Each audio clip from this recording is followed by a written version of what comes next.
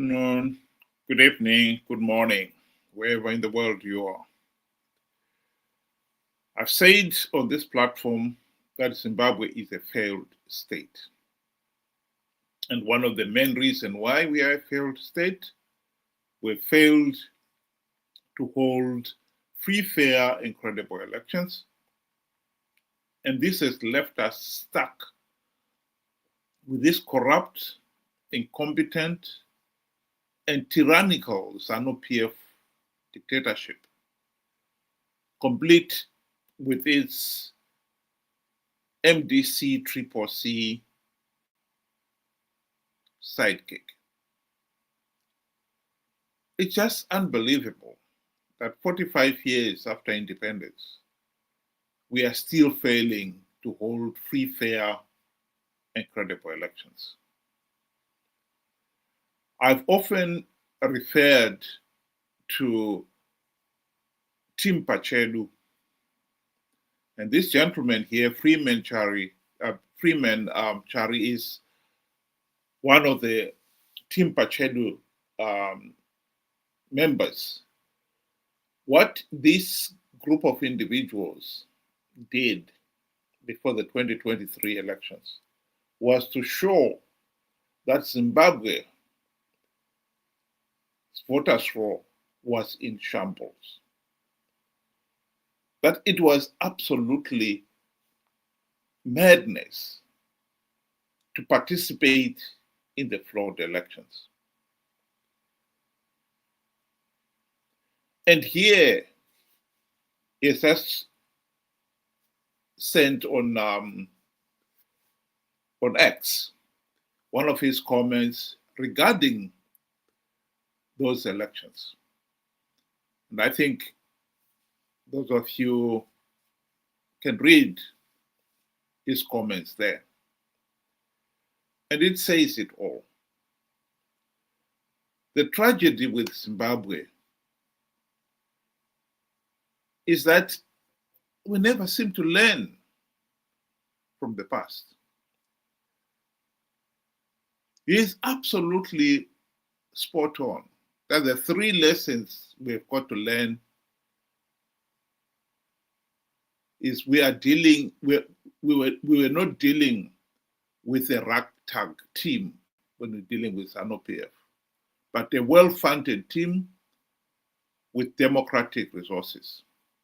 Zanu PF invests in power retention, and the first changes had happened 3 years prior to the 2023 elections, especially in Epworth. They played the long game. On the other hand, and he doesn't say anything and gives the image of somebody zipping their mouth. Ben, what do you say to that? Good day to you and good day to our viewers. Thank you for joining us. You know, Wilbert, how long have we sat here and spoke about how the Zimbabwean elections are being handled, about what is going to happen in future elections, as long as things remain the same, as long as the political environment remains the same. We've been speaking about this for years, you know, and every time, like you said, it's like we were speaking, you know, to a brick wall.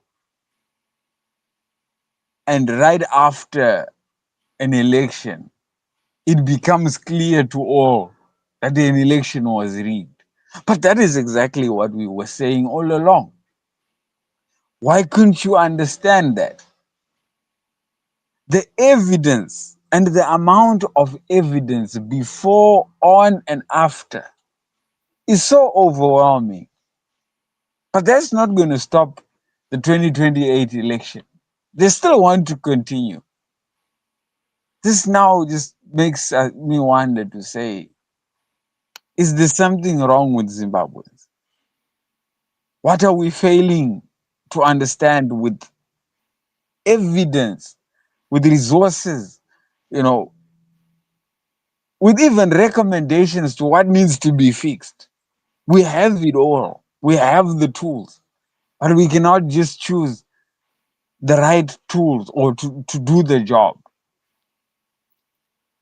It's really, really sad, and it's turning out to be pathetic because we are failing to use our brains.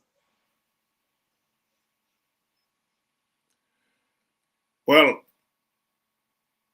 Freeman and his Team Pacheco guys are not the only ones who have said that Zanu PF rigs elections. Here is Professor Jonathan Moyo saying the same thing. Chigumba is the mother of the rigging, and Malaba is the father of the rigging, endorsed what the mother was doing. It is actually scandalous. You see, ZEC is not supposed to be controlled by any authority. Yeah, it's supposed to be independent. It is an independent constitutional body. In fact, independent commission. It's a Chapter 12 institution. But ZEC did not run anything important. It never did. The computers were run by Africom. The registration, accreditation, and so forth were run by a CIO company. So between the CIO and the army, they ran the processes, the operations, using their instruments. Either Matsanga, who is actually active, she's employed. She joined the, not joined, she was seconded to the electoral body in 2008 as a divisional intelligence officer. Now she is a director in the CIO. As we speak right now, she's a director, and she was congratulated and rewarded for rigging the 2018 election, and she was given a house in Borodale, a posh mansion in there. So there is a serious problem that whereas on paper ZEC is supposed to be an independent constitutional body that runs elections transparently, efficiently, and impartially. No, it doesn't. It doesn't because it does not even itself run. The elections are run for ZEC by the securocrat. The problem here is really the opposition. They have been warned so many times that Zanu PF is rigging the elections. They had the opportunity to implement the democratic reforms during the GNU of 2008 to 2013. They failed to implement even one reform. And yet, after the GNU debacle, they adopted another policy, another position. They insisted in telling their supporters that they have got strategies of winning rigged elections. And they've conned again and again their supporters to participate in flawed elections, telling them that they have strategies of winning those elections. In the 2023 elections, Chamisa is on record saying that he has plugged all the vote rigging loopholes. When everyone could see that he had not done so. This is what we have got to compare and contrast. Zanu PF invests in power retention, and they play the long game. And what we have in the opposition are sellouts. MDC CCC leaders have been selling out to the people, telling them they would win elections, rigged elections, to keep them participating in flawed elections. And then the next day after the voting is done, they're the ones who are the first ones to complain that Zanu PF rigged the elections. The very thing that they were insisting would not happen. The people of Zimbabwe have got to wake up to the reality that as much as we want the opposition,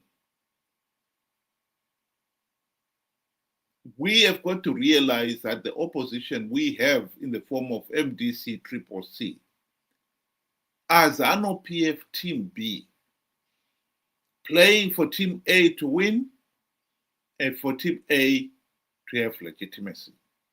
This is the political reality that the people of Zimbabwe have got to accept.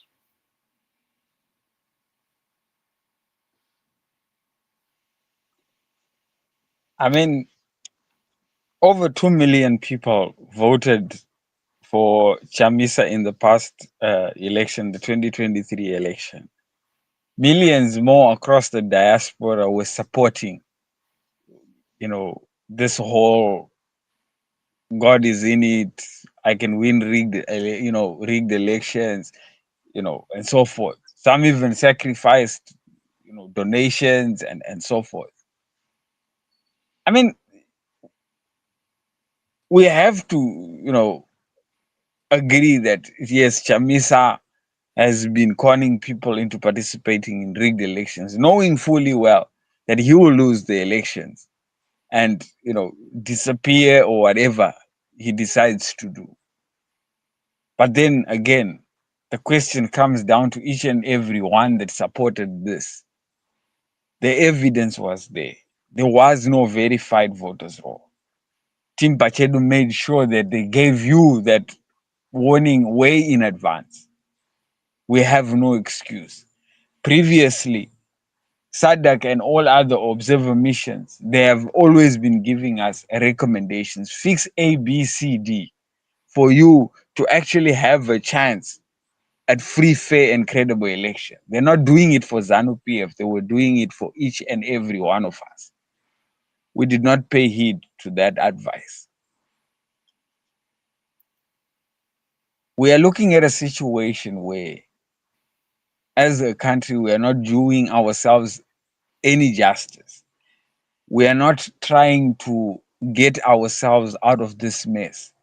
Hence, you are finding that whatever help that was coming has, slowly been dwindling towards coming to us, because people are coming, the international community is coming to the realization that, oh no, the problem is not only Zanu PF, the problem is the people of Zimbabwe that do not seem to want to grab the opportunity that we are giving them, the advice that we are giving them.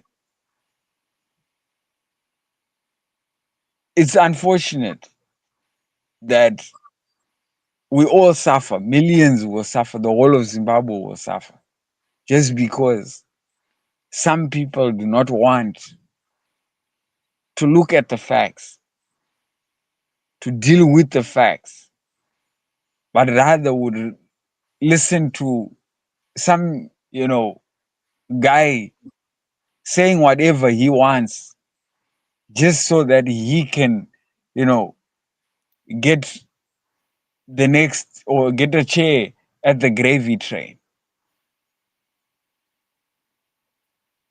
It will always remain us Zimbabweans that will have to get ourselves out of this mess. Others will come and help when we have decided to get ourselves out of this mess.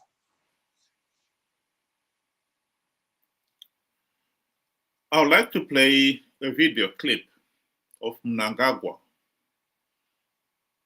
insisting the elections, the 2023 elections, were free, fair, and credible. This is the arrogance of the dictator. Kana vakatuka Zanu PF kana ndonyanyisa kufara kuita zvakanaka.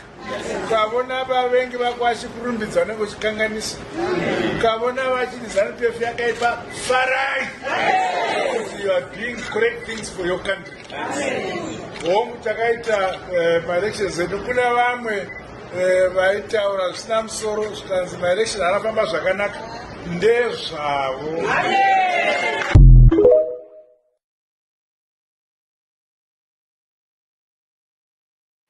The truth of the matter is, we, the people of Zimbabwe, are the victim. We are the ones who are paying the price for the failure to hold free, fair, and credible elections. Mnangagwa, ever since he got into power in 2017, he promised to stamp out corruption and to hold free, fair, and credible elections. And now he's insisting that he's holding free, fair, and credible elections. We know he's not. And what Freeman is saying here is underlying the problem that we already know.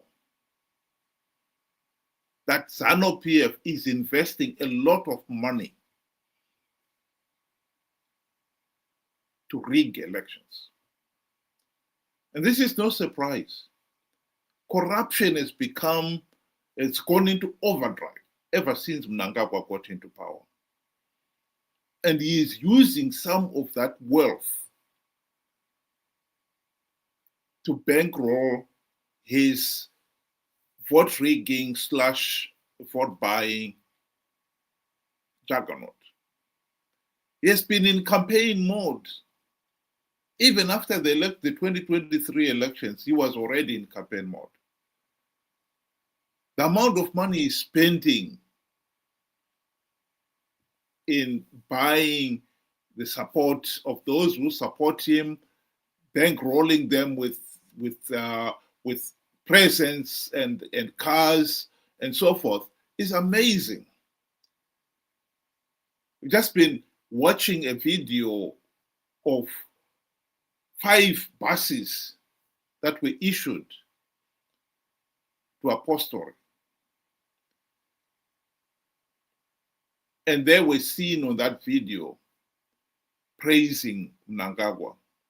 She's supposed to be a church gathering. Now talking of Pasi with Satan, Pasi and Chamisa. That is not the church. And yet this is what we have seen. Zanu PF is corrupting every institution in the country. Mnangagwa is determined to stay in power and is playing the long game. And we have got to compare and contrast with Chamisa. Chamisa is only there to call people to believe that he's going to bring change when he knows that he's not bringing any change.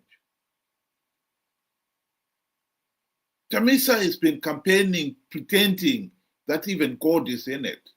Hashtag God is in it. When we all know that that is not true, why would God want to be involved in calling people to participate in a flawed election that is so flawed, it is impossible to win?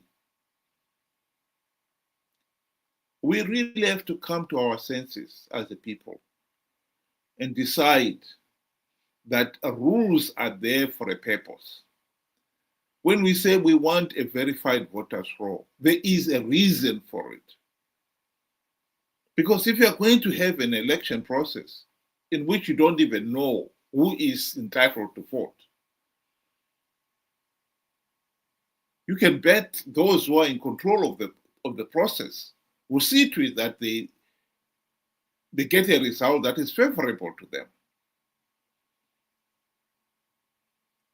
I think the people of Zimbabwe have got to finally wake up.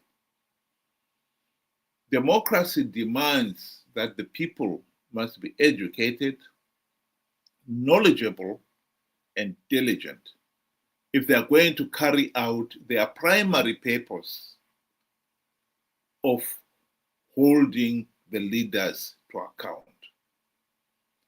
What we have seen in Zimbabwe is an electorate that is so naive, gullible, they believe anything. Believing that Chamisa has plugged the vote-rigging loopholes, when the evidence, the overwhelming evidence, is there before you that he did not do any such thing, is the most idiotic thing that the people have done. And what is so disappointing is that some of the people out there, even now with the benefit of hindsight, they still refuse to accept that Chamisa is a liar. And that only makes them vulnerable to be conned yet again in 2028 to participate in flawed elections and thus perpetuating this system. This madness has to stop. And it is up to us, the people of Zimbabwe, to stop it. For Pete's sake, let's stop this madness. Thank you very much. Have a good evening.